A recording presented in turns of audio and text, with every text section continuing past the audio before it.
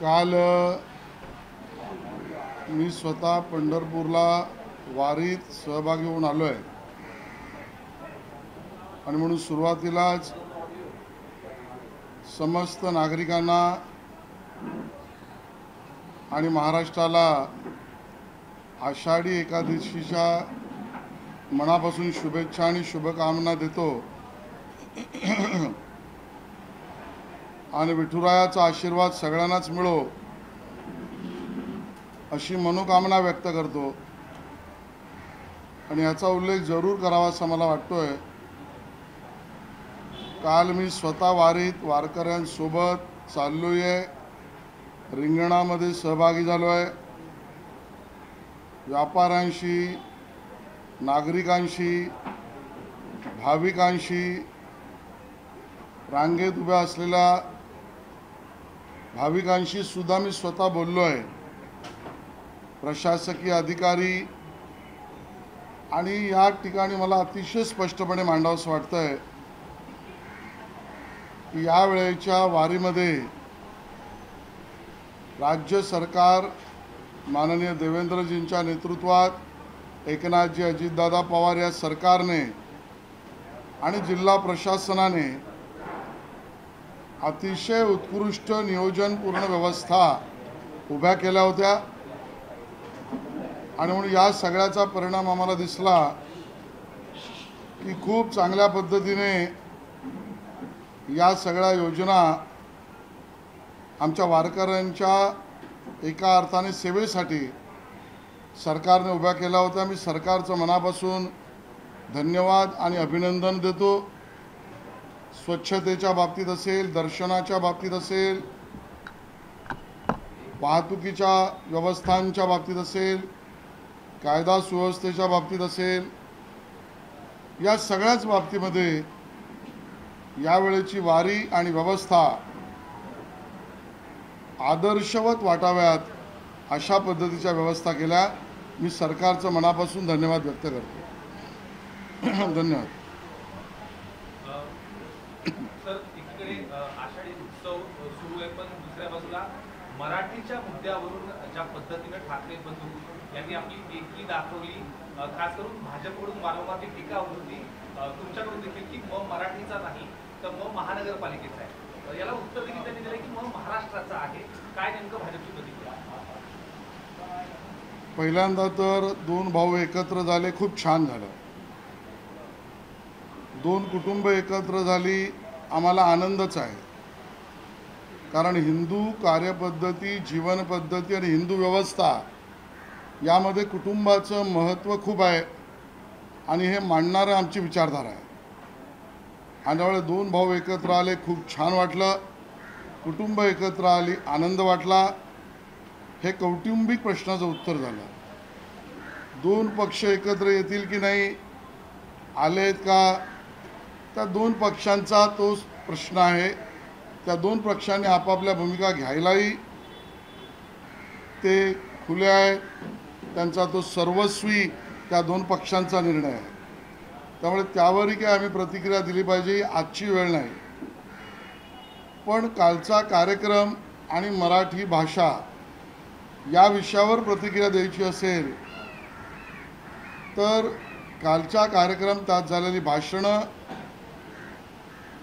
आणि मांडलेला त्या ठिकाणचा संपूर्ण इव्हेंट याला बघून मी एवढंच म्हणेन, एकाचं भाषण अपूर्ण, दुसऱ्याचं भाषण अप्रासंगिक आणि संपूर्ण कार्यक्रम अवास्तव।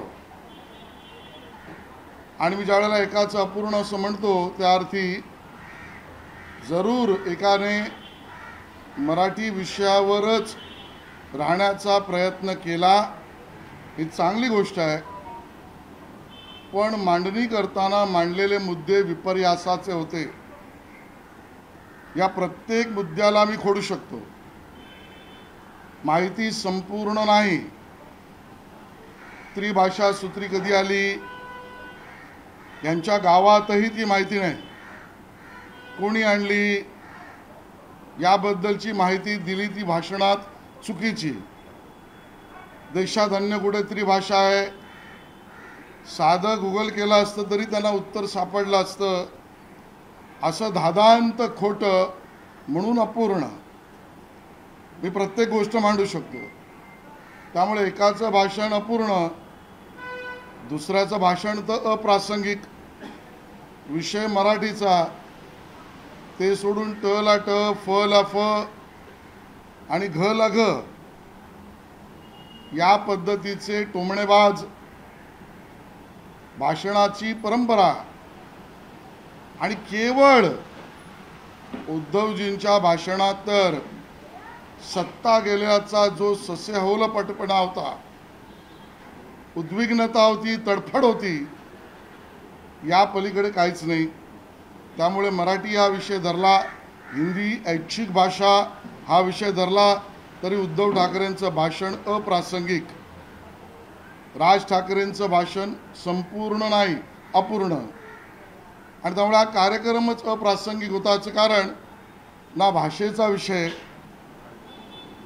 ना विद्यार्थ्यांच्या भविष्याची चिंता, आणि म्हणून महानगरपालिकेचाच यांच्या महत्त्वाकांक्षेचा, राजनैतिक महत्त्वाकांक्षेचा विषय, त्याला राजनैतिक उत्तर आम्ही देऊ सक्षम आहोत. अशी जी उल्लेख वारंवार दोघांकडून जर बघितला तर थेटपणे मुख्यमंत्री देवेंद्र फडणवीस यांना टार्गेट करण्यात आलं. एका बाजूला म्हणतात की जे बाळासाहेबांना जमलं नाही ते देवेंद्रजींनी करून दाखवलं, दुसऱ्या बाजूला अनाजी पंत उद्धव ठाकरेंकडून वारंवार जातीवाचक उल्लेख होणं आणि श्रेय पूर्ण या दोघांचं एकत्र येण्याचं देवेंद्रजींना दिलं. काय नेमकं त्याला उत्तर आहे? मला वाटतं ज्यांच्याकडे बोलायचे मुद्दे नसतात ते गुद्द्यावर येतात, ज्यांच्याकडे प्रभावी मांडणी नसते ते विपर्यासाकडे जातात, ज्यांना लोकांना आपली बाजू मांडण्यामध्ये कमतरता वाटते ते सामाजिक आणि जातीय वितुष्टीकरणाच्या बाजूने भूमिका मांडतात. काय मुद्दा? अनाजी पंत म्हणजे काय? मग तुम्हाला नावं ठेवल्यावर राग येईल ना, मग ठेवायची काय नावं? आमच्याकडेही नावं आहेत, त्या दोघांकडच्या बद्दल आहेत, दोन्ही पक्षाबद्दल आहे, पण काही राजकीय संस्कृती पाळली पाहिजे. हा महाराष्ट्र धर्म आहे. महाराष्ट्र धर्माशी उद्धवजींना आणि त्यांच्या पक्षाला काही लेनदेन नाही. हीन बोलणे, टोमणे मांडणे, जातीवाचक बोलणे आणि आपली बाजू मांडणे, कारण दमदार बाजूच नाही. या विषयावर माननीय मुख्यमंत्र्यांनी प्रतिक्रिया दिली आहे की मला श्रेय दिलं असेल तर बाळासाहेबांचा आशीर्वाद मलाच मिळतील. आणि दोघांच्याही भाषणामध्ये तकलादूपणा होता, त्यातला प्रामाणिकपणा नव्हता, अप्रामाणिकता होती. याचं कारण ते दोघेही प्रामाणिक असते तर त्यांना देवेंद्र फडणवीसांचं अभिनंदन करावंच लागलं असतं. पहिल्या GR मधल्या गोष्टींवर पुनर्विचार करून हिंदी अनिवार्यता अट काढली कोणी? देवेंद्रजींनी काढली. खरं तर त्यानंतर गैरसमज पसरवून वातावरण बिघडू पाहत आहे. अशा वेळेला सहभागिता, समजूतदारपणा हा मोठा भाऊच घेत असतो. या मोठ्या मनाने, मोठ्या भावाने माझ्या महाराष्ट्रातील तमाम विद्यार्थ्यांची हिताची भूमिका मांडून आता गैरसमज दूर व्हावा म्हणून दुसरा GR सुद्धा, शासन निर्णय सुद्धा मागे घेतला कोणी? देवेंद्रजींनी. मग का दोघे भाऊ देवेंद्रजींचं अभिनंदन करत नाहीत? कारण यांचा हेतू केवळ राजकीय आहे, अप्रामाणिकपणाचा आहे. आणि केवळ एवढंच नाही, ज्या वेळेला मोदीजींनी आणि मोदीजींच्या सरकारने मराठी भाषेचा, अभिजात भाषेचा दर्जा हा निर्णय केला, त्यावेळेला ह्या दोघांची तोंडबंदी होती. यांनी अभिनंदन, चांगलं झालं, योग्य झालं भूमिका मांडली नाही. आणि म्हणून सांगतो, मराठी विषयात हे अप्रामाणिक आहेत, केवळ राजकीय भूमिका मांडतायत. त्यांना भाषेच्या विषयाशी काहीही लेणं देणं नाही. तर राज ठाकरेंनी काल जे आपले नेते आहेत त्या सगळ्यांच्या शाळा सांगितल्या की त्या इंग्लिश शाळेमध्ये शिकलेत, मग त्यांच्या हिंदुत्वावर आम्ही प्रश्न निर्माण करायचा का? हो, विषय काय चाललाय? आम्ही नाही ना हिंदीला विरोध केला, तिसऱ्या भाषेला अडवाणीजींनी विरोध केलेला नाही ना. काहीतरी येईल ते तोंडात बोलायचं आणि म्हणून अपूर्ण हे राज ठाकरेंचं भाषण मी म्हटलं. विषय काय? त्रिभाषा सूत्रीला तुमचा विरोध का? आणि मुद्दा काय? तुमची मुलं, तुमची लेकरं त्या शाळेत शिकतील जिथे 3 भाषा शिकवल्या जातील. म्हणजे तुमच्या लेकरांनी 3 भाषा शिकाव्यात, महाराष्ट्रातल्या अन्य विद्यार्थ्यांनी शिकू नये हा तुमचा दुराग्रह मुद्दा आहे. मुद्दा कोण कुठे शिकलं तर हिंदुत्व अडवाणीजींनी सोडलेलं नाही. त्रिभाषा हवी का नको, ऐच्छिक भाषा हिंदी चालेल की नाही, आणि तुमची लेकरं ज्या शाळेत शिकली तिथे तिसरी भाषा मराठी आहे, ह्याचं उत्तर द्याल का? तुम्ही जे दुराग्रह दाखवता, मग बॉम्बे स्कॉटिशमध्ये शिकताना बॉम्बे नको मुंबई हे तुम्ही बोललात का? मला एक मनसेचा शिवसेनेचा नेता दाखवा की त्याने बॉम्बेचं मुंबई करा म्हणून म्हटलंय आणि त्या शाळेमध्ये तिसरी भाषा नको म्हणून आंदोलन केलंय. तर आपल्या लेकराने चांगलं ते घ्यायचं, महाराष्ट्रातल्या बाकी लेकरांना जाऊ दे, तडपडू दे, कमी शिकू दे, हीच भूमिका अप्रामाणिकपणाची आहे. त्यांनी असं देखील म्हटलं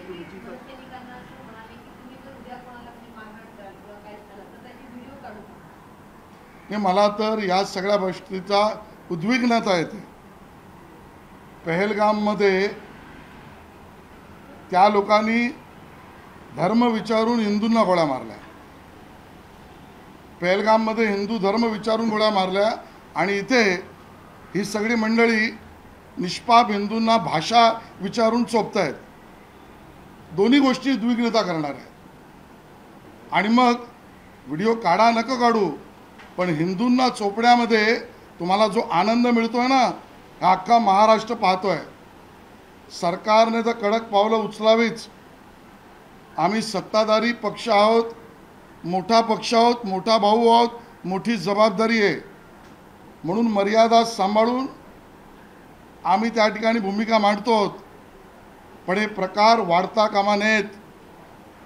मराठी माणसाच्या अस्मितेची चिंता भाजपच करील आणि अमराठी माणसावरचा अन्याय भाजप खपवून घेणार नाही. म्हटलं आहे तुमची सत्ता विधान भवनात, आमची सत्ता रस्त्यावर. मग रस्त्यावर गोट्या खेळा. सर, ह्या सगळ्या गोष्टींमध्ये का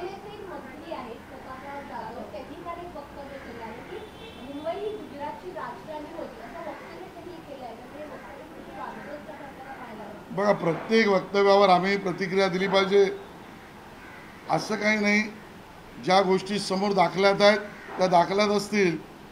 भूमिका आमची ही आहे, मराठीच्या विषयावर, मराठी भाषेसाठी काहीही न करता केवळ एक विपर्यासाचा, गैरसमजाचा मुद्दा उभा करून जे राजकारण करू पाहत आहेत ना, त्यांच्यावर आमचे सडेतोड सवाल आहे. आणि कालचा मेळावा म्हणजे आमच्या कोकणामध्ये उत्सव, सण, एखादं सुखद कार्य गावात असलं की चाकरमानी मुंबईमध्ये भावकीची बैठक घेतात. मग ही भावकीची बैठक म्हणजे कालचा वरळीचा मेळावा होता. आणि मग मोठा भाऊ सगळ्या भावकीला एकत्र करतो की आपापसातलं विघ्न सोडूया आणि येणारा उत्सव, सण निर्विघ्नपणे पार पाडण्याचा प्रयत्न करूया. असाच प्रयत्न काल भावकीचा खेळ आम्ही पाहिला. आणि ज्यावेळेला भावकीची बैठक होते काही अनाहूत पाहुणे येतातच. तर काल बारामतीवरनं कोणी कळव्यावरनं आले होते. हे सगळे अनाहूत पाहुणे होते. आणि म्हणून या भावकीच्या खेळाचा पूर्ण रंग आणि रूप भाजपला माहिती आहे. घाबरलेल्या मनस्थितीत पुन्हा सांगतो आणि आज तुम्हा पत्रकारांना विनंती आहे, हे वाक्य आज लिहा. नोव्हेंबर डिसेंबर जेव्हा निवडणुका होतील परत भेटू, त्यावेळेला EVM ओरडू नका. हे पराभवाच्या मानसिकतेमध्ये, काळोखात घाबरलेल्या मनस्थितीत जशी माणसं एकमेकाला चाचपडत हात पकडत चालतात, ते त्यांचं चालणं नसतं, ते त्यांचं भीतीला घाबरणं असतं. आणि म्हणून ती भीती, याचा खेळ भावकीचा कालचा होता. ही पण गोष्ट स्पष्ट करतोय की सन्माननीय राज ठाकरे यांनी अमित शाह यांचा केलेला उल्लेख म्हणजे अमित शाह यांच्याबद्दल असलेली भीतीच त्यांच्या तोंडून आलेली आहे. एवढं इंग्रजीला बोलल्यावर राज ठाकरे यांना पोटसूड उठण्याचं कारण काय? काय अमित शाह मराठी हिंदी कुठल्या विषयात बोलले होते का? नाही. ते इंग्लिश विषयावर बोलल्यावर यांचा पोटसूड उठला आणि त्यामुळे ही सगळी मंडळी घाबरलेली आहेत. संदीप देशपांडेने एक ट्विट केलेलं आहे एक्सवरती की राज आणि उद्धव ठाकरेंच्या सोबतच जे महायुतीचे जे नेते आहेत त्याच्यामध्ये स्वतः CM आहेत देवेंद्र फडणवीस, त्यानंतर अजित पवार, काँग्रेसचे नेते अशोक चव्हाण आणि ज्यांच्यावर भ्रष्टाचाराचे आरोप झाले होते छगन भुजबळ, प्रफुल्ल पटेल, आणि हे लोक कशासाठी आले असा त्यांनी एक सवाल केला. ट्विटला उत्तर ट्विटने आणि ट्रोलवाल्यांना उत्तर ट्रोलने.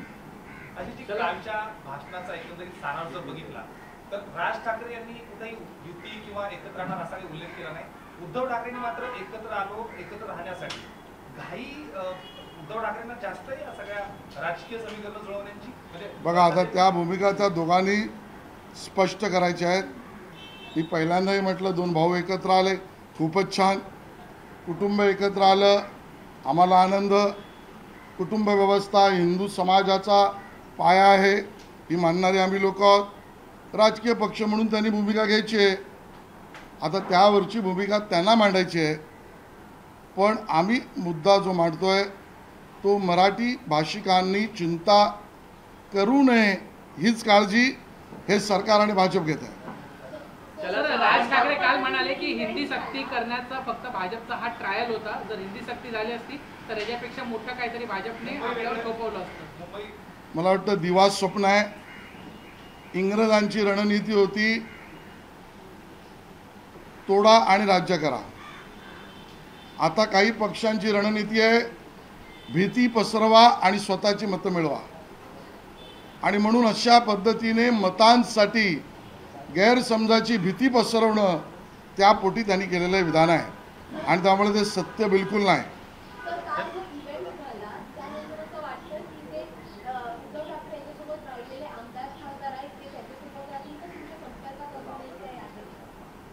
आगे आगे देखिए होता है क्या, कारण हे दोघे हिंदी चित्रपट पाहतात म्हणून हिंदीमध्ये सांगितलं.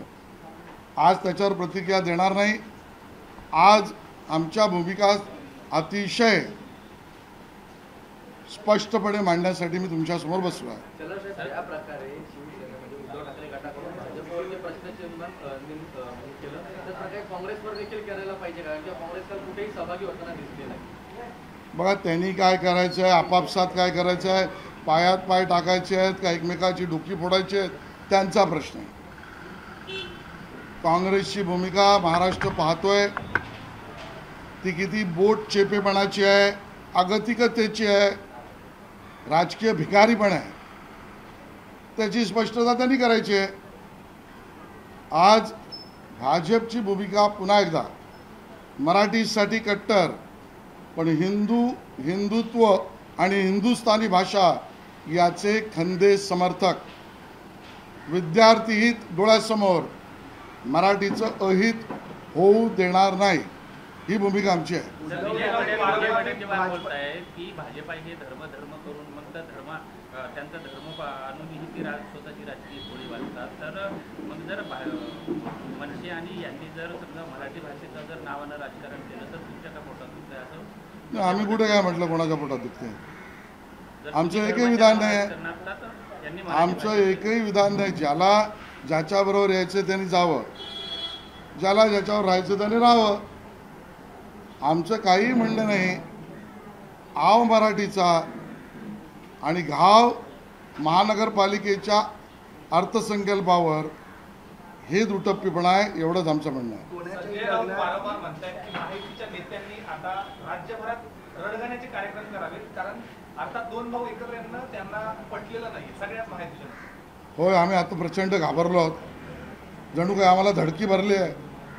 होय, आता आम्हाला घराबाहेर कसं पडायचं हा प्रश्न पडला आहे. आणि काय सांगू तुम्हाला, उद्या जणू काही महाराष्ट्रातलं सरकार कोसळला.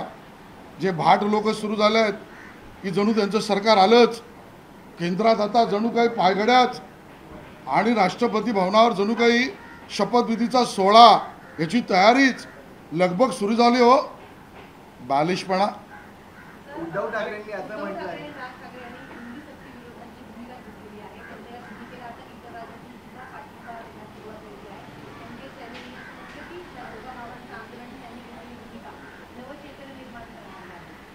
मुळात निर्णय हिंदी सक्तीचा नाही. तुम्हीही प्रश्न विचारताना थोडा अभ्यास करावा अशी कल्पना. हिंदी ऐच्छिक भाषा हा निर्णय होता, तो मागे घेतला. जसं मी म्हटलं, अपूर्ण भाषणातना गैरसमज तुमचे आणि अन्यांचे होऊ नयेत. देशातील 28 राज्यातील 22 राज्यांनी त्रिभाषा सूत्री स्वीकारली आहे. आणि म्हणून आकड्यातच सांगायचं झालं तर जवळजवळ 60% वर देशातल्या शाळांनी जवळजवळ त्रिसूत्री भाषा स्वीकारून पुढे गेले आहेत किंवा जाणार आहेत. विद्यार्थ्यांच्या संख्येचं सांगायचं झालं तर 75% वर या देशातील विद्यार्थी हे त्रिभाषा सूत्रीतून अकॅडमीचे पॉईंट्स बँकेत त्यांच्या जमा होणार आहेत. महाराष्ट्र आणि मराठी माणसाला आपल्या लेकराला 3 भाषा शिकवण्याची मुभा देऊन यांनी वातावरण निर्माण करून त्यांचा अधिकाराचा शैक्षणिक विकासाचा घास हिरावून घेतला आहे. हे सत्य आहे. 2017चं गणित बघितलं तर मराठी मतांची मक्तेदारी फक्त शिवसेना किंवा इतर पक्षांची नाही, 82 नगरसेवक भाजपचे देखील निवडून आले होते. परत वाटतंय, आता तुम्ही देखील मागचं निवडणूक तुमच्याच नेतृत्वात पार पडली होती, या देखील तुम्ही स्वतः अजून प्रदेशाध्यक्ष आहात. ही गणित जी आहेत, मतांची गणित, काय वाटतं मराठी माणूस या मराठीच्या मुद्द्यावर कुठे तुमच्या? आमच्या दृष्टीने मराठी भाषा हा विषय अस्मितेचा आहे, अभिमानाचा आहे आणि आमच्या जिवलग आहे. आमच्या दृष्टीने मराठी भाषा हा विषय राजकारणाचा नाही, राहता निवडणुकीचा विषय. गेल्या वेळेपेक्षा कमी जागा उबाटा सेनेच्या आणि त्यांच्याबरोबर जो जाईल त्या सगळ्यांच्या येतील. कारण ये पब्लिक है, सब जानती है. ये पब्लिक है, सब जानती है. कोणाची मुलं कुठे शिकली, ती किती भाषा शिकली, त्यांना बॉम्बे चाललं, त्यांचे मित्र कोण आहेत, त्यांना सिनेमा बघायचा तर खानबरोबरच बघावा लागतो. आणि मराठी भाषेचा कार्यक्रम करायचा असेल तरी जावेद अख्तरांचं हिंदी भाषणच त्यांना लागतं. हे सगळं पब्लिक बघते आहे. आणि त्यामुळे मराठीची अस्मिता, मराठीचा कट्टरता, विद्यार्थ्यांचं हित आणि हिंदू रक्षण याच्यावरच विकासाचं राजकारण आम्ही करतो. निवडणुकात यांचा पराभव अटळ आहे आणि म्हणून यांचा प्रयत्न एकमेकाशी जोडून बळ निर्माण करण्याचा आहे.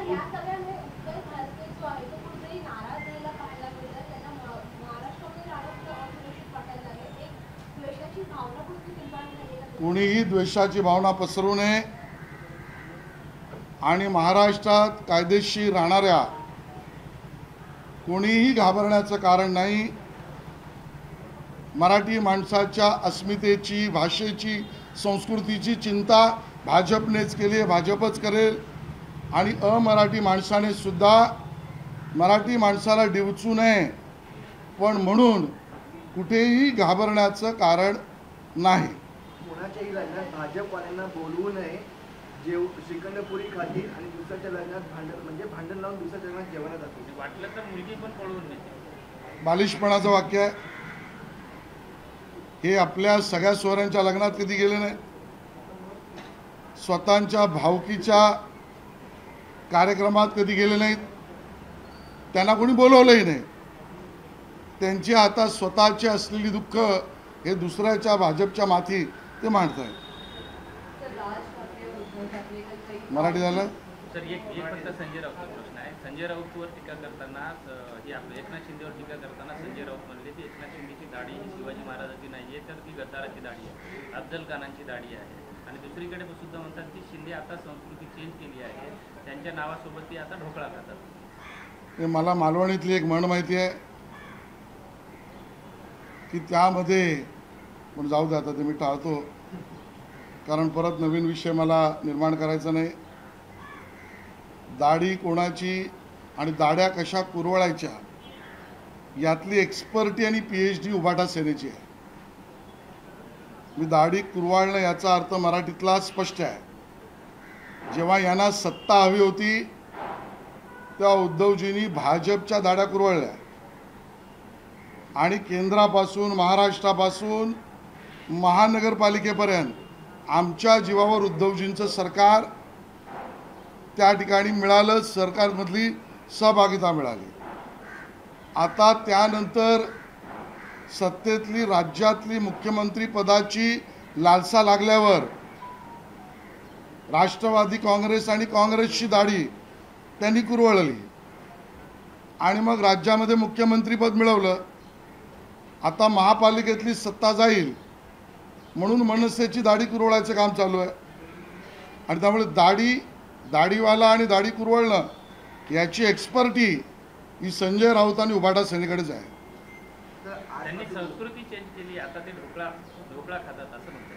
मी स्वतः केमचो म्हणणारे बिळात कुठे लपत आहेत? त्याने वाक्य सांगावं ना. केमचोचा अर्थ काय? संजय राऊत अजान स्पर्धेचा अर्थ काय? मग तुम्ही काय आता गुर्दा आणि कपुरे खाताय? ढोकळा तुम्हाला प्रिय वाटत नाही, गुर्दा आणि कपुरे तुम्हाला प्रिय वाटत आहेत. ही संस्कृती आहे संजय राऊत यांची. आजपासून मुख्यमंत्र्यांच्या पॉडकास्टला सुरुवात होते. हां मुख्यमंत्र्यांच्या पॉडकास्ट सुरू करतात. बरं, नाही स्वाभाविक आहे. नवनवीन असलेले सामाजिक माध्यमांचा उपयोग जनतेपर्यंत पोचवण्यासाठी होत आहेत. यातना महाराष्ट्रात नवीन संवाद माननीय मुख्यमंत्री उत्तम पद्धतीने करतील याबद्दल माझ्या मनात दुमत नाही.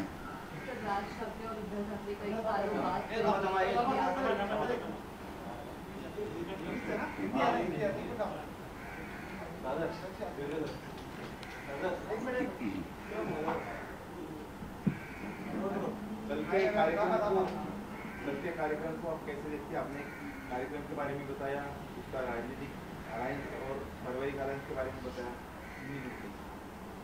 देखिए, दो भाई इकट्ठा है, बहुत अच्छी बात है. दो परिवार इकट्ठा रहना चाहते हैं, ये तो खुशी की बात है.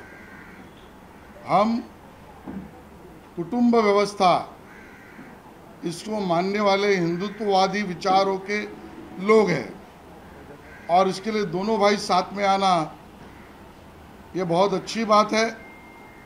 दोनों परिवार इकट्ठा रहना ये तो खुशी की बात है. ये रही उनके परिवार पर दी हुई प्रतिक्रिया. अब दो दल इकट्ठा चुनाव लड़ेंगे कि नहीं ये उनका अधिकार है.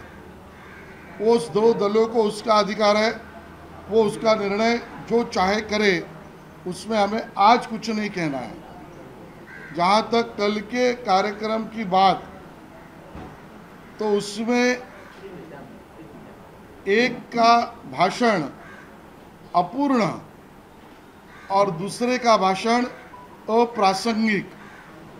राज ठाकरे इन्होंने दिए हुए दाखले, वक्तव्य और जो चीज़ें बताई वो संपूर्ण नहीं, वो विपर्यास, खुद का नरेटिव करने के लिए अपूर्ण इस पद्धति से. अच्छी बात तो ये रही कि वो मराठी तक बात किया उन्होंने, वो अच्छी बात है, लेकिन संपूर्ण बात उन्होंने नहीं की. उद्धव जी का भाषण ये अप्रासंगिक, जिसको हम कहते हैं सिमिली, यानी एक वर्ड को दूसरे वर्ड के साथ जोड़कर ब्राउनी पॉइंट जमा किए इस प्रकार का आनंद दिखाना.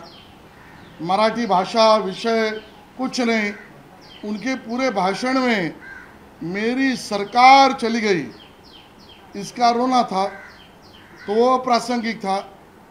और इसके लिए हमारे कोकण में, महाराष्ट्र में जब भी कोई बड़ा त्योहार या उत्सव गांव में मनाना होता है तो उसके पहले महाराष्ट्र में, मुंबई में रहने वाले लोग जिनको हम चाकरमणी कहते हैं, वो भाऊबंद की बैठक लेते हैं। भावकी, वो भावकी की कल की मीटिंग थी।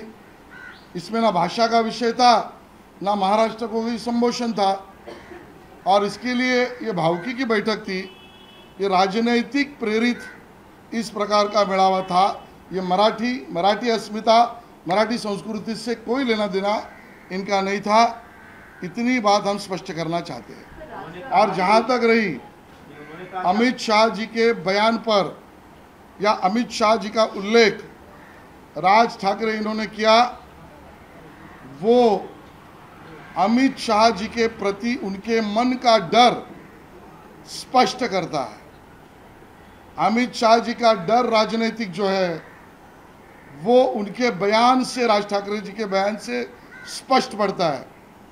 अमित शाह जी ने कोई भी विधान ना हिंदी मराठी के विषय पर किया था।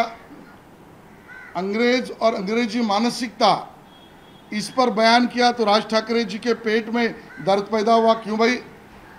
हिंदी का विरोध और अंग्रेजी के सामने झुकना, ये कौन सी मनस्थिति इनकी है? और जहाँ तक उद्धव जी का भाषण है, ये तो राजनीतिक पीड़ित, सत्ता से लोलुप इस प्रकार के व्यक्ति का फ्रस्ट्रेशन, इससे ज़्यादा क्या है?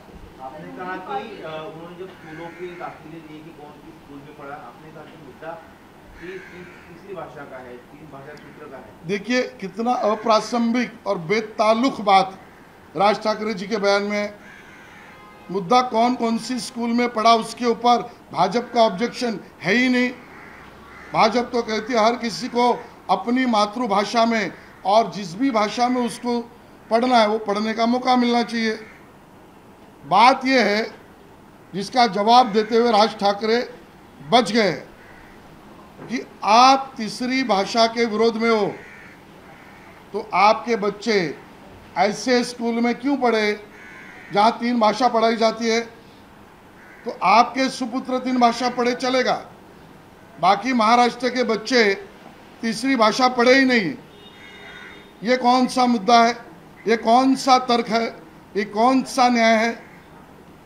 जहाँ तक अडवाणी जी से लेकर बाकी सब जिस भी स्कूल में, भाषिक स्कूल में पढ़े, अपने विचारों से प्रताड़ित नहीं हुए।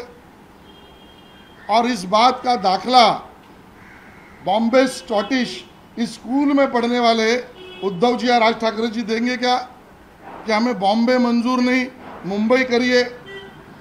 ये तो कभी उन्होंने कहा नहीं।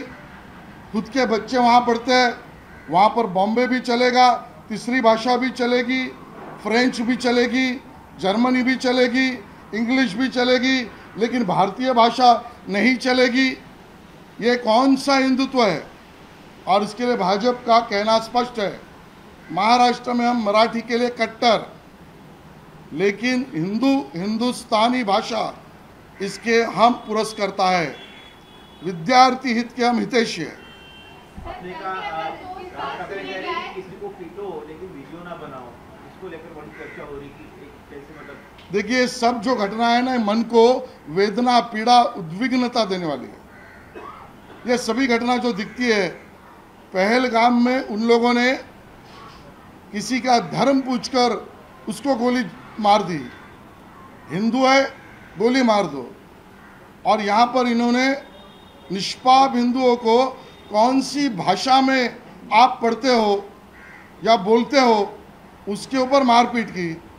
ये दोनों घटनाएं मुझे उद्विग्नता पैदा करती है। सर, आपने मराठी में बात करते वक्त कहा कि 22 स्टेट्स में जो है वहाँ पे ट्राई लैंग्वेज पॉलिसी एक्सेप्ट की गई है, तो राज ठाकरे ने यही सवाल पूछा है कि राजस्थान, मध्य प्रदेश या फिर यूपी में कौन सी तीसरी भाषा पढ़ाई जाए? भाई गूगल पे जाके पढ़े, भाषण करने आते हो तो पढ़ के तो आओ। आपने कहा कौन से राज्यों ने त्रिभाषा ली है, ये सवाल उन्होंने खड़ा किया, उसका जवाब मैंने दिया है। 28 में से 20-22 राज्यों ने या तो भाषा ली है त्रिभाषा, या तो रोल आउट किया है। जो जो उस राज्य का निर्णय है उन्होंने तीसरी भाषा ली है, आप तीसरी भाषा का विरोध अन्य बच्चों के लिए कर रहे हो, खुद के बच्चे के लिए नहीं कर रहे हो। ये अन्याय है, ये हमारा कहना है। सर, राज ठाकरे ने कहा कि वो देवेंद्र फडणवीस को धन्यवाद देते हैं कि 20 साल बाद दोनों भाई एक साथ आए। जो बाला साहब नहीं कर पाए वो देवेंद्र फडणवीस ने करके दिखाया। तो देवेंद्र जी ने स्पष्ट ही कहा कि बाला साहब का आशीर्वाद तो देवेंद्र जी के साथ होगा और दोनों भाई साथ में आते हैं, अच्छी बात है। दोनों परिवार साथ में रहते हैं, आनंद का विषय है। राजनीतिक अगर बात करें तो चुनावी मैदान में डर के, आज वापिस मैं पत्रकार मित्रों को कहता हूं, जब भी चुनाव नवंबर दिसंबर में होगा, रिजल्ट सामने आएगा, तब ईवीएम चिल्लाना नहीं। ये घबराहट की मनस्थिति में राजनीतिक दृष्टि से इकट्ठा है। मराठी का कोई भी विषय से इनकी प्रामाणिकता नहीं है। सर, राज ठाकरे ने यह भी कहा है कि मराठी लाना सिर्फ एक ट्रायल था। अगर हिंदी लाना एक ट्रायल था, अगर हिंदी लागू हो जाती तो फिर इसके पीछे और कुछ बड़ा लाने का। देखो, अंग्रेजों की राजनीतिक और सरकार चलाने की सोच डिवाइड एंड रूल की थी, विभाजित करो और सरकार चलाओ। अब इन पक्षों की रणनीति डर पैदा करो और वोट लो। राज ठाकरे और उनके सहकारी पक्षों का डर पैदा करके वोट लो, ये प्रयास है। लेकिन मैं स्पष्ट कर दूं, ये पब्लिक है, सब जानती है। मेरे बच्चों के लिए बॉम्बे भी चलता है, तीसरी भाषा भी चलती है, फ्रेंच भी चलती है, मेरे बच्चों के लिए जर्मन भी चलती है, मेरे दोस्तों में अन्य भाषिक भी चलता है। मेरे को फिल्मों में खान ही दोस्त लगते हैं, मेरे प्रोग्राम में अख्तर का हिंदी में भाषण भी चलता है। लेकिन और कोई अन्य भाषा में न बोले, ये झूठ फैलाने का काम पब्लिक है, सब जानती है। स्पीच था वो महाराष्ट्र की अस्मिता या मराठी के बारे में था, लेकिन उद्धव ठाकरे ने जो है वो डायरेक्टली अटैक किया है बीजेपी या फिर शिवसेना के लीडर्स पे। राज ठाकरे का स्पीच थोड़ा सॉफ्ट था बीजेपी को लेकर। देखो, मैं इसकी कंपैरिजन क्यों करूं? दोनों की तुलना करना मेरा काम भी नहीं और मुझे आवश्यकता भी नहीं लगती। मैं मेरी बात कहूंगा और मेरी बात स्पष्ट है। एक का भाषण अपूर्ण और दूसरे का भाषण अप्रासंगिक। स्टालिन ने भी राज और उद्धव की इस भूमिका का स्वागत किया है और उन्होंने ये भी दोहराया कि जिन राज्यों में हिंदी भाषा बोली जाती है वो बैकवर्ड है और तुम इन राज्यों में जहाँ एडवांस स्टेट्स है वहाँ हिंदी भाषा क्यों ला रहे हो जहाँ वो बोली ही नहीं जाती। पहले तो एनईपी में तीसरी भाषा का कंपल्शन है ही नहीं। उन राज्यों ने अपने तीसरी भाषा का प्रेफर्ड लैंग्वेज, इसको वर्ड लिखा है प्रेफर्ड लैंग्वेज, ये निर्णय करना है। और आज का सच क्या है, जो जानकारी मैंने ली, अगर स्कूलों की आंकड़ों में देखना तो देश के 60% से ज़्यादा स्कूल त्रिभाषा सूत्र को लेकर चल रहे हैं। विद्यार्थियों के आंकड़ों में लेना तो 75% से ज़्यादा विद्यार्थी की संख्या त्रिभाषा सूत्र में जा रही है। अब स्टालिन और यहाँ के दो भाई ये अपने बच्चों को द्विभाषा में धकेल कर क्या हासिल करना चाह रहे हैं? जो अपने बच्चों को तीसरी भाषा में पढ़ा सकते हैं, वो महाराष्ट्र के अन्य बच्चों को, स्टूडेंट को त्रिभाषा का विरोध क्यों कर रहे हैं? आगे आगे हम इसकी भी स्पष्टीकरण देंगे। सर, एमएनएस और यूपीटी की अगर अलायंस की बात करें, जिससे कि राज ठाकरे को कुछ संकेत नहीं दिए गए, लेकिन उद्धव ठाकरे की तरफ से जिस तरह से कहा गया कि हम साथ में रहने के लिए साथ में, किस तरीके से? भाई, वो दोनों ने उसका स्पष्टीकरण देना है, हम कौन बोलने वाले? वो साथ में चुनाव लड़ना चाहते हैं, नहीं लड़ना चाहते हैं, लड़ने वाले एजेंडा क्या है, आ चुके हैं, आगे की मार्गक्रमणा क्या है, हमारे लिए प्रश्न गौण है, गैर है, बेमतलब है।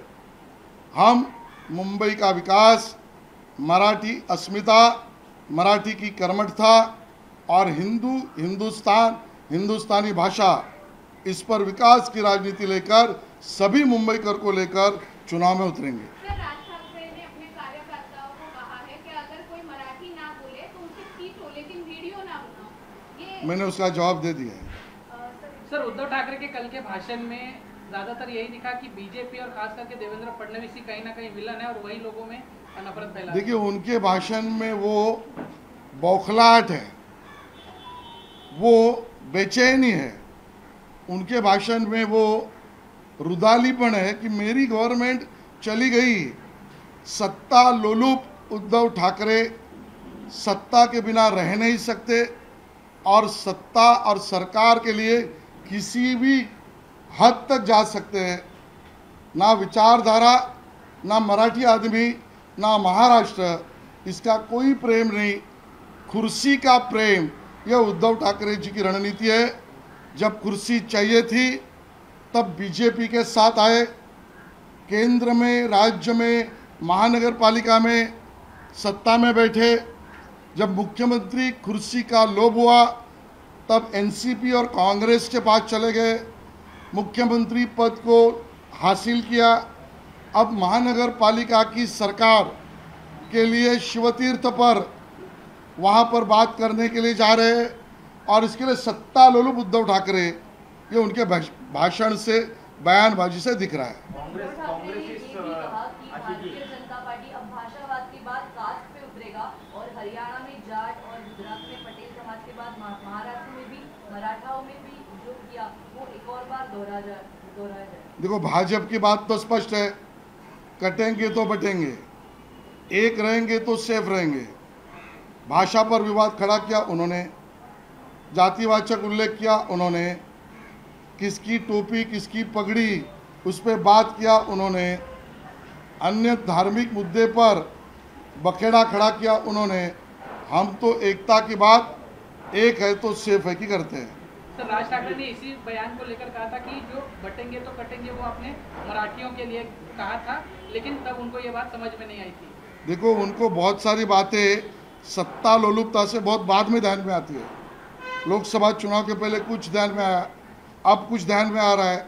गत लोकसभा चुनाव में कुछ और ध्यान में आया, और चीज़ों पर बहकते जाना अब उनकी कार्यपद्धति हो सकती है। सर, ऐसा भी कहा जा रहा है कि कुछ शिवसेना यूपीटी के एमएलए एमपी हैं जो आपके संपर्क में। आगे देखिए होता है क्या, आज इस पे बयान नहीं करूंगा। आशीष जी, पूरे प्रोग्राम में सिर्फ दिखे वहाँ पर, लेकिन कांग्रेस कहीं ना कहीं बहुत नदारद रही। देखिए, कांग्रेस तो मुंबई में इरेलेवेंट है, कांग्रेस की कोई भूमिका ही नहीं। कांग्रेस तो पूरी झुकी हुई, घुटने टेकी हुई पार्टी है, सत्ता के लिए कहीं पर भी जा सकती है। समस्त समाज, मुंबईकर, मराठी भाषिक और अमराठी भाषिक भी कांग्रेस की सत्ता लोलुपता की भूमिकाओं को देख रहा है और इसी के लिए मैंने कहा ये पब्लिक है, सब जानती है।